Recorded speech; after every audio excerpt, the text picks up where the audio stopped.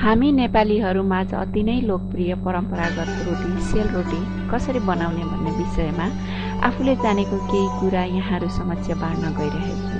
यसको लागि चामल, घिउ, पानी 200 ml ठिक हुन्छ यति लागि, अनि चिनी। अब यी सबै इन्ग्रिडियन्ट्सहरूलाई ब्लेन्डरमा राखेर राम्रोसँग पिस्ने, एउटा बाक्लो स्मुदी पेस्ट बनाउने।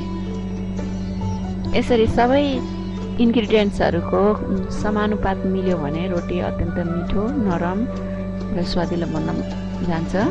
मैले घिउलाई अलिअलि मेल्ट गरिएको छ, अनि चिनी, पानी 200 ml पानी, 600 ग्राम चामलको लागि ठिक्क हुन्छ। अब यसलाई पिस्ने र सेलरोटीको लागि पेस्ट तयार गर्ने, बिचमा एकचोटि चेक गर्ने कतिको मसिनो भयो भनेर।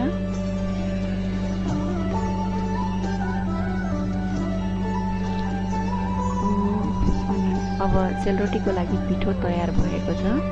यसलाई मैले एउटा भाँडामा खनाएँ।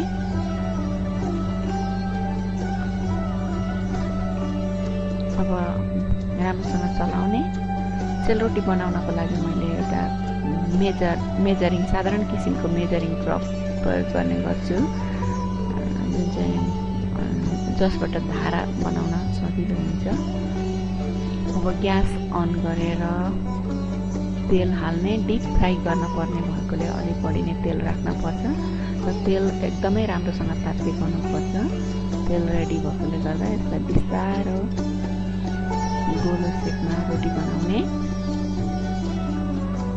एकछिन पाक्न दिने। यदि तपाईँले रोटी बनाउँदा सेप नराम्रो बन्न गएको खण्डमा चपस्टिकले त्यसलाई ब्यालेन्स गर्न सक्नुहुनेछ। मैले त्यो चपस्टिक युज गरिरहेको छु। यो चाहिँ काठको हुनुपर्छ, जसले गर्दाखेरि तातो हुँदैन, किनभने हेल्थ एन्ड सेफ्टीलाई विचार गर्नुपर्छ। रोटी बनिसकेको छ। एकछिन पकाएर अलिकति रातो हुने भएपछि राख्ने। अब सेलरोटी तयार भएको छ।